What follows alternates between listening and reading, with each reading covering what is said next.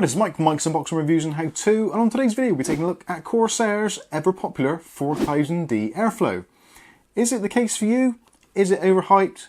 What are the pros? What are the cons? Let's find out.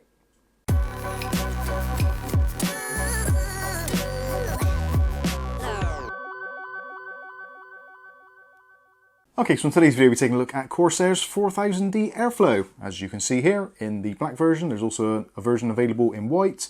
And also, if you're looking for something a little bit different, there is the 4000X and various other iterations in white, solid fronts, glass fronts, etc, etc. It is pretty much, in terms of actual front panel, it's mix and match. Although the rest of the chassis, excluding fans, is identical. So this is going to be relevant for all of those models in the 4000 series. So if you're maybe interested in one of the others, actually if you want to look at the 4000X, we did a review on that a long time ago, which I will link in the video description and possibly in the cards here.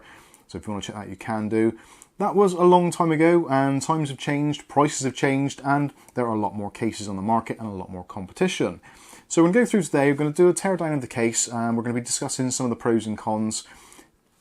I'm going to be somewhat negative about this case, if I'm completely honest with you, for no other reason than the fact that the 5000D exists. And also there are other cases on the market which do particularly well for a similar sort of price point. Yes, I'm looking at you, Lian Li 215. Yes, I'm looking at you, GameMax F15. Those sort of cases come in around about the same sort of price. You do get some fans included with them. And potentially they might be a better choice for you, a little bit more flexible in terms of radiator and cooling options. So yeah, might be worth checking out those reviews as well. We'll have those linked in the video description also. So with that out of the way, let's get on with this. So technical specs. So the case is 466 millimeters high. We're looking at 453 millimeters deep or long, and we're also looking at 230 millimeters in the width.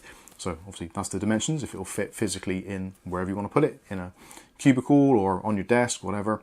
It's a relatively large case. I would say it's a mid-tower case. Does take up a little bit of room, but it does look very nice. This is one of the things which is going to draw people to, I think, the actual look of the case itself, and obviously the Corsair branding. Corsair is one of the most dominant forces in the PC marketplace, and with their massive ecosystem of keyboards, mice, monitors, cases obviously, and basically pretty much everything you could want on a PC, RAM, coolers, you name it, they pretty much do it. So a lot of people look at Corsair and think, okay, this is going to be my one-stop shop, but potentially you might want to look elsewhere, but we'll get through to that a little bit later on. So other things of note, expansion bays. So on this one you've got a 7+2 configuration. So this is the PCI Express slots with the blanking plates, so you've got 9 in total, 2 in the vertical arrangement and 7 in the horizontal. So you should be able to fit in a lot of things in there. Personally, I would say the upright ones, the vertical mounts for effectively for mounting a vertical GPU, are somewhat redundant in this particular chassis as they are way too close to the glass. So unless you're water cooling your graphics card, I would certainly rule it out for any air-cooled cards. And especially most cards these days need basically a triple slot, at least for a little bit of room anyway. So 2 slots is a little bit minimal in this particular case. Also when it comes to things like storage, so as its default configuration, you can store 2 3.5-inch drives and an additional 2 2.5-inch drives. If you want to, you can actually put 2.5-inch drives in the 3.5-inch bays, as we'll see when we go through later. Also, something to really consider, if you're somebody who likes to tinker, maybe modify, or just want to add more drives, they do sell tons and tons of spares for this case online. This is something you have to take in consideration. Obviously, the price, you do get the backup, and also you get a 2-year warranty. So if you wanted to buy a couple more extra sleds, so you can mount another 2.5-inch drives in there, you can do. If for some reason you damage the front panel, you can replace that. These plastic front beasts, the feet, the side panels, basically most of the case you can replace as single standalone items. Something else to consider as well, you may want to go with possibly the 4000X with some fans included, then just replace the solid front with this panel, the airflow panel, which you can pick up for as little as £5. So potentially do shop around. I will put links for all of this in the video description, so if maybe you're thinking, well, the 4000X comes with some fans, I could just swap out the front panel for £5, that is potentially an excellent way of going. Anyway, that's enough wittering on, let's get on with this. So included, obviously, you get a instruction guide or manual that tells you how it all comes apart and what goes where, so that's very handy. And this thing is actually pretty chunky as well in multiple languages. One of the key features of this, obviously, this is the airflow model, so it's kind of designed for airflow. Nothing says airflow more than a mesh front.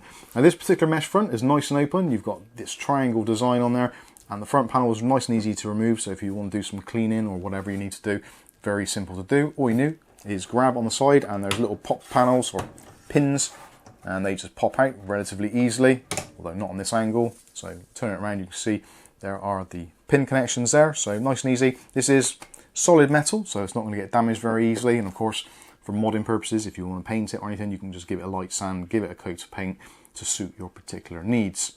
With this out of the way, we can see now we've got this nice full mesh section.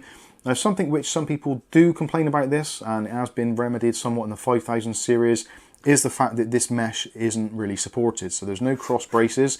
So if you do have particularly high airflow fans in here, there is a potential that these will actually touch the fans as it kind of sucks it in, which yeah, isn't ideal, but certainly some filtration is better than none, and being this is a nice fine filter, it will stop a lot of that muck. Removing the filter is actually nice and easy. A little clip on the top, just push that down and it comes out. There are two little feet at the bottom here, or latches or lugs, whatever you want to call them, and they fit into the receivers at the bottom. So yeah, nice and easy, all fits together really well. That is something which we should praise Corsair for. Build quality wise, it's hard to have any issues with it at all, really. It's all been done very well. The only thing I would say possibly slightly is the metal on the front here is a little bit on the thin side where you're mounting fans. So yeah, but realistically, when you've got fans or a radiator on there, that's going to give it a bit more strength anyway, so no real issues there. Something which they do on this case a lot is attention to detail. So it's the really small little things which make a difference. Again, you're paying for the privilege, but even things like on the filter, it says 4000D, just printed there, embossed. And there's various other little touches, such as little yellow accents on things like thumb screws, and even on the removable top filter, there's a little plastic bit which you can pull to remove the filter. Just things like that which are a nice touch. Whether or not they're necessary, whether or not they're justified, you be the judge of that in the comments section below. So with the filters and the front panel out of the way, we can see the fan arrangement. So it comes as standard with two 120mm fans. These are just VDC fans, so they're not even PWM. A lot of people will probably change those out, to be completely honest with you. And I would probably have liked to have seen maybe a £10 or £15 reduction and just have no fans at all, giving you the option to install whatever you want. In terms of actually having some fans in there, they're fine, they'll do the job. But if you're putting in high TDP parts, then obviously airflow isn't going to be great with just two fans, just with the intake and exhaust. It'll get the job done, but ideally you're going to want to add more fans, adding to the expense. The layout gives you the option for 3 120mm fans or 2 140mm fans. Those can go in there very easily indeed. Although if you put 140 fans in there, due to the way that this is cut out, you'll probably want to have one at the bottom, one at the top. So this cutout doesn't actually impede any of the airflow from the fan blades. But other than that, this front section is absolutely fine. And again, something else, all the spare parts are available. If for some reason you manage to damage one of these receivers for the actual ball pin joints, then these are actually available as a spare part as well. Things like that, again, attention to detail and having spare parts available can be the difference between a case lasting you a year or so or for lasting a lifetime. Next, we're going to move around to the side panel, and as you can see, this is the black version, and the side glass panel is very, very dark indeed. So if you have a particular setup and you want to be able to see, then yeah, you might want to swap out the glass. You can actually buy the separate clear glass panel as a separate item, or alternatively go for the white version of this case, which then comes with a clear side panel. I'll take the side panel off now. It's relatively straightforward to do, and in order to do that, if I turn it around so you can see how it's done.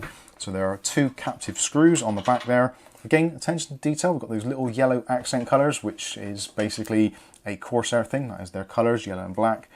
And at first I was a little bit confused by this, but to remove the side panel, normally you'd undo screws and you'd slide a panel backwards. In this instance, you don't. There's little latches there, so you just push that outward. And the same for the bottom one.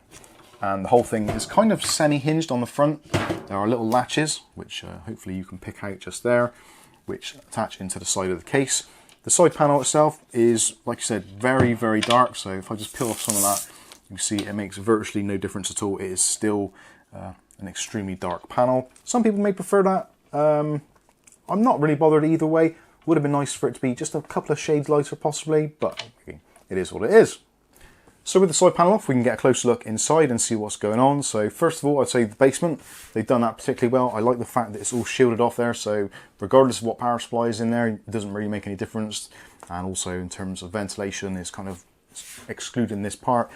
For ventilation, on the top of the basement shroud, there is this mesh again, which is designed, all of the mesh on this is pretty much all this kind of triangular design. Something they've done as well, big cutouts at the back there for passing through your cables for things like HD audio, that kind of stuff. And also you can mount the drive caddies for the 2.5-inch drives actually on this front section. So you'll see there's 2 screw holes there and little clip pins there. So you can, if you want to, like I said, you can add in another 2 2.5-inch drive sleds, or you can remove the ones from the back and put them in the front if you want to show off your drives. Maybe you've got some Corsair drives and you're doing that whole Corsair thing, then yeah, you can have your Corsair drives on show and everything looking lovely. I'm going to take off the filter off the top. The filter itself, magnetic, and they've done a really good job with this. They've actually done it so that the magnet is kind of in a little bit, and even little things like colouring the magnets so that when you look through the top, they look the same colour. If you do the white version, they actually paint the magnets white so it all looks nice and clean and trim. Good stuff. Yeah, so they've moved the magnet in a little bit there. So when you have got a radiator or fans mounted in the top section, the screws don't interfere with the magnet, so it all stays nice and flat and flush, which is awesome. Obviously, motherboard wise, micro ATX, ATX, extended ATX, you can fit in here. Extended ATX really isn't a specific form factor, so your mileage may vary. Definitely worth measuring up. If you're not entirely sure, please reach out to us in the comments section below and we'll give you some measurements and see what will physically fit there. Something to bear in mind as well, there is a section here for cable management. So this has got a couple of screws, undo a couple of screws, and this panel comes out. You can actually slide it forward and back a little bit. So if you've got a slightly wider board, you can move this back or potentially remove it altogether. It is nice because it hides the cables, and depending on the angle of your cables, if you've got thick cables like on some of the RM power supplies from Corsair, that might be a little bit of a thing to impede it because it has to bend round on a 90-degree angle, but certainly will keep a lot of the cables looking a little bit neater. That's awesome. Something else which is awesome is the fact that all of the motherboard standoffs and pillars are all pre-mounted in the traditional ATX 9-pin version, and the one in the middle is a centralized in pin, so there's a little bit that pokes out so you can put your motherboard on and know that it's lined up exactly, which is great. PCI Express blanking plates are all removable individual ones. Again, you can buy spares of those, so if you take them off, lose them, you can replace them. They do sell those separately. Other than that, pretty decent design, nice and airy inside, nice airy layout in my opinion. If you want to put a radiator in this front section, you can put a 360, 280, 240, 140, 120, etc. in this front section. If you want to mount it a little bit further back, then there is a panel here which just pops out, so you can pull this out, he says. There we go, just a little plastic panel there.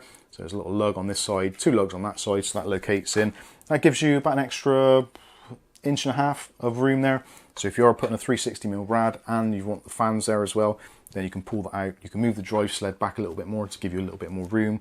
Whether you're doing airflow based cooling or whether you're doing radiators, I guess either way, but it's nice to have the option and have the blanking plate available, which can be replaced again. They sell spares of those, so if you take it out and lose it, you can replace it.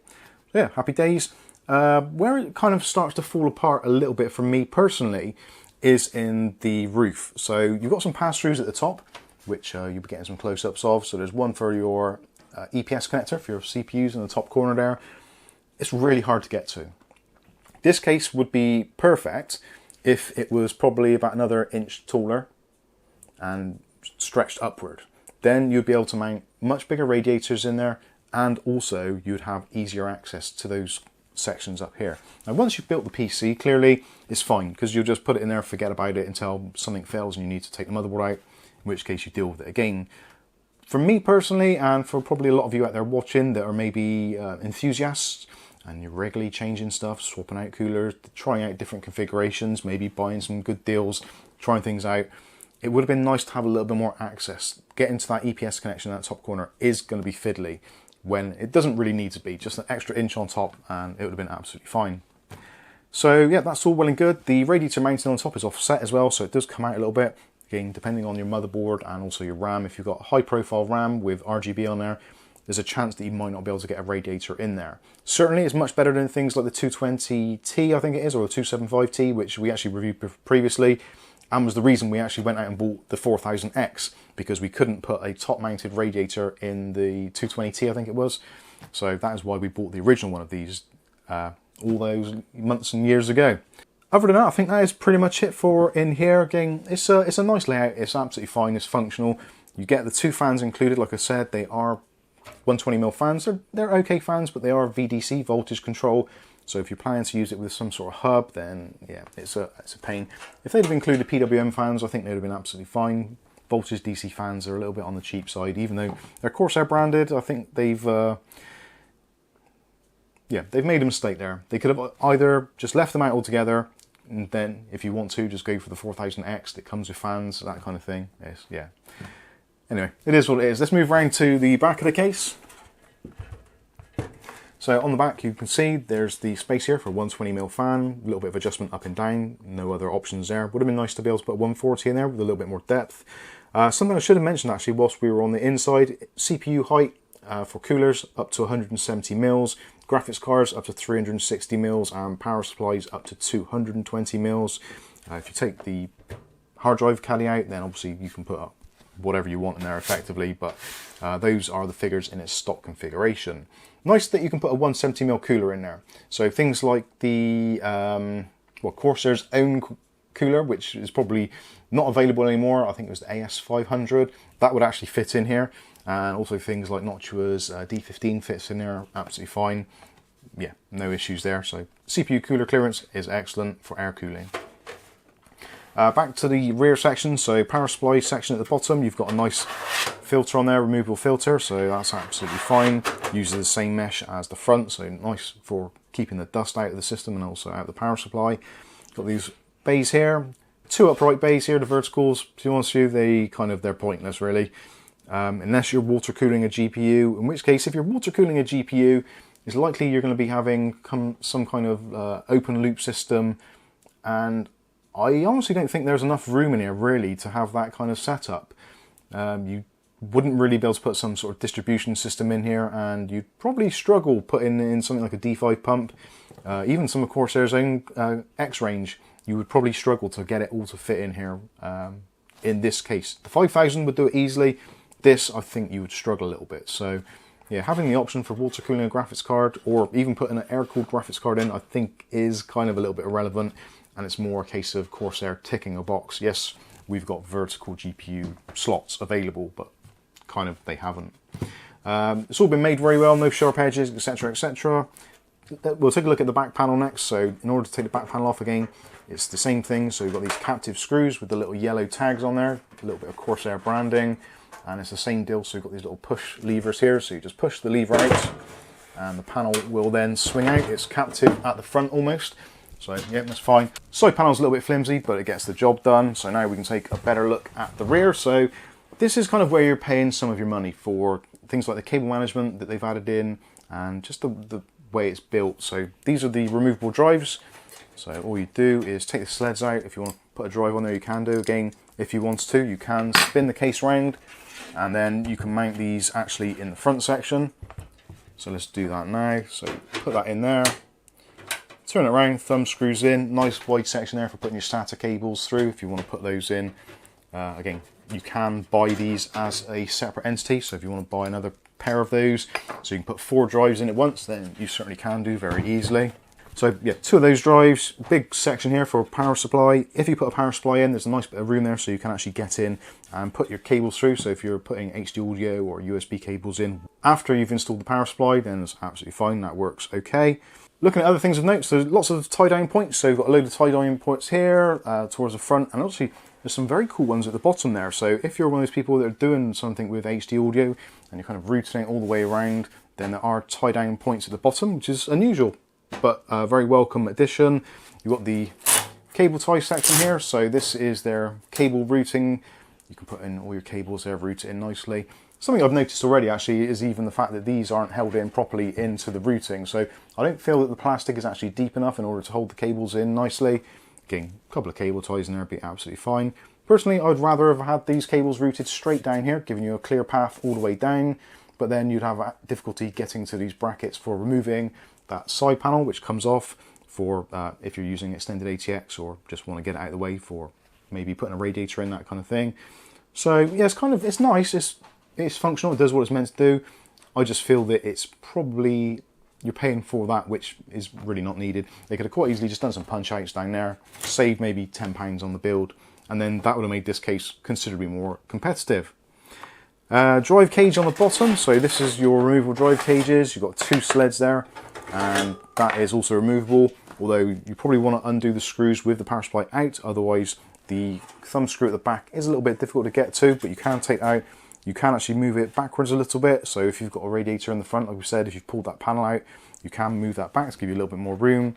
You do also get your accessories box, your Corsair accessories. Nothing really outstanding in here, apart from you get a load more cable ties, and you also get some more straps as well. There's all the screws and fixings that you'd ever need, and also some spare mounting pillars for motherboards, some grommets, yeah, basically kind of everything you'd ever need in there. Nice little set.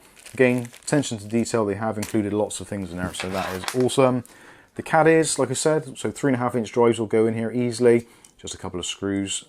Actually, I don't think you need screws. No, sorry to tell a lie. These are, there's little pins in there, so you just stretch that out a little bit, put the drive in, that'll hold it in. If you're doing 2.5-inch drives, SSDs, etc., then you've got mounting points there. There are screws included, which are the chamfered screws, so they fit in nice and flush. So yeah, that's all well and good. Again, most people might just want to remove that in its entirety. It's down to the individual. When it comes to cabling, so there is a USB Type-C, which gives away obviously what the front panel is going to be. So there's a USB Type-C connection, USB 3.0, only a single header on this one, so you can tell that because there is only a single flat cable. So yes, only one USB 3 connection on the front, and then you've got your 3 front panel connectors, so you've got reset switch, and power LED. So lots of room for cable management. Unfortunately, again, like I said, for the EPS connector, the power screws are fine from the back, they're easy to get to, but this top corner one could be problematic for some people. Again, it's not a major deal, it really isn't. It's just, there are other cases which do that part particularly well, and obviously Corsair's own 5000 series does it much better, but it's a more expensive, bigger case, which may not be for everyone's taste. Yeah, so all well and good, like it a lot. There's not really a great deal to complain about. There's nothing really offensive, it's just the fact that things could have been done better. Deeper cable channels, these being a little bit flatter or higher, would have made a massive difference in my opinion. Looking at the top section, so in the top we've got again more of this triangular mesh, offset mountings for radiators and fans. Again, 240 radiator in here is probably the largest I would go, depending on your RAM and your motherboard. Clearly, if you've got a motherboard with massive VRM heatsinks, which will take a processor that needs a 280 or 360 type radiator, then yeah, you understand what I'm coming from. So 240 realistically is fine. So like the H150i would be brilliant in here. You can, if you want to, put fans in. So if you're putting fans, you can put 2 140mm or 2 120s. Sadly, a 360 in the top would have been awesome, but it just doesn't have the depth for it, unfortunately. Moving forward, you've got the I/O, so you've got power button, USB 3.0 Type A, then you've got a 3.2 Gen 1 Type C, and you've also got a combo headset jack. I'm not a big fan of those, I'll be honest with you.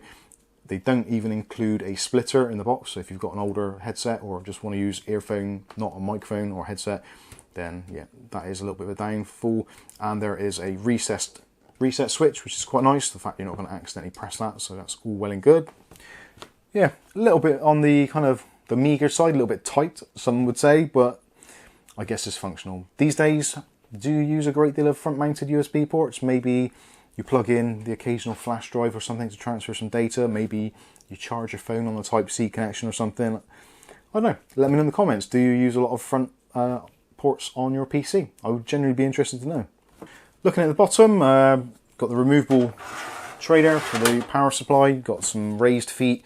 Actually, even things like the feet, so if you damage the feet, those are available as a separate entity, just a screw holds those on. Actually, I did see one of these which was on CCL in their clearance section. It had a damaged rear foot, and it was quite a significant reduction in price, and I'm kind of gutted that I didn't go for it now. I didn't realise you could buy the feet individually, but it turns out you can. And also the front section, if you damage the front section, this plastic bit with the feet on, this is all one piece, but you can buy that again if you ever needed to. You can also see on the bottom there, so there are the sections there, so you can move the hard drive caddy back about 1.5 inches, like 40 mils, that sort of thing. So if you want a little bit of extra room for your radiator and fans at the front, then you definitely can do. Okay, so let's wrap this one up. You've seen the case, you've seen what it can do. I'm not going to do a build in this at the moment. I will be doing a build in a follow-up video, which basically is transferring my own rig into this, so we'll see how that all goes. Don't forget to subscribe and you'll see how that goes. I've got these fans on the table now, just to give you kind of an idea of what you potentially could do. So, in order for you to get these kitted out with fans, something like this, the SP120 RGB Pros would be absolutely great, with the node in there included, so you can put 4 fans in there to give it decent airflow and it will look fantastic. At that point, these are not cheap, so you're looking at somewhere around £50 for this set. Taking into consideration the case, I picked up about 70, so that's a lot of money. You could easily buy the 5000X with fans for similar sort of money, and it's a bigger case and you get more flexibility, etc, etc. Or conversely, get the 4000X with, I think it's 3 fans included, which sometimes isn't a great deal more expensive. You could then buy the airflow panel for about £5 from Corsair or other retailers and have a similar sort of deal. So it leaves me with the kind of feeling of, although they sell the airflow model relatively cheap without fans, kind of by the time you add fans and stuff, it does all start to mount up and you do get into that kind of £130 to £150 price point area, depending where you're buying it from. So it's a nice case. Don't get me wrong, it's a nice case. I like the 4000 series, and when they first came out it was great because Corsair didn't have anything else to compete with it. But I think now that the 5000 series is out, and also there's options of buying side panels, front panels, and the 4000X is available often at similar prices to the D, believe it or not, which is very unusual, but certainly it is. I guess people don't like that flat front. It's easy to swap out. I know I keep on saying it, but it really, really is. So overall, I would say it's got to be a 4 out of 5. It's not quite perfect. I don't think there's going to be any case which is. We're currently searching for the perfect case, and I don't think it even exists. But I think this actually comes really close, especially for the price point. There are alternatives, like I said. You've got the Lianli 215. You've also got things like the GameMax F15, which are nice. Not quite as good build quality, but definitely well up there in terms of what you can get. I don't know. I'm feeling very uneasy about it. I'm tempted to just return it and get the 5000. I really am. But I don't know. We'll do a build on this, see how it goes, see what it's like, and then I'll come back with an updated video to see how it goes. And obviously, if you're a regular, then you'll probably see it in the Saturday streams or just in a follow-up. But if you want to see that, don't forget to stay subscribed, click on the chime icon, and you'll be notified of future video releases. I think that's going to wrap this one up. I've whistled on for way too long. Hopefully, I've given you all the information you need. Please do reach out to me in the comment section if you've got any more comments or questions. I am being slightly negative towards this, due to the fact that the 5000 exists. I know I've said it already, I'll say it again. Before the 5000 came out, I think this was a great case and a fantastic option for those Corsair fanboys out there. But now with the 5000 series, and also things like Lianli's Landcool 3 coming out, yeah, the competition is heating up, which is only a good thing for the consumer. Anyway, that's going to wrap it up. I've been Mike, this is Mike's Unboxing Reviews and How To, and hopefully we'll catch you in the very next video. Thanks for watching.